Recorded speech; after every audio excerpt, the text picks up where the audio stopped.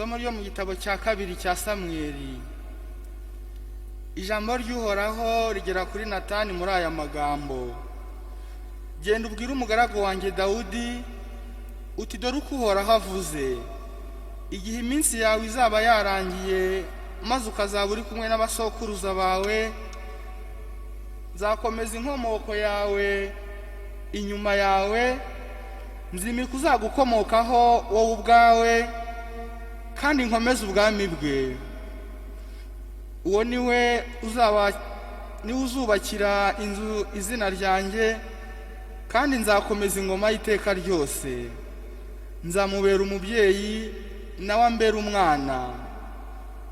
Inzu yawe n'ubwami bwawe bizahora imbere yanjye iteka, n'ingoma yawe izakomere iteka ryose. Iryo ni ijambo ry'Imana.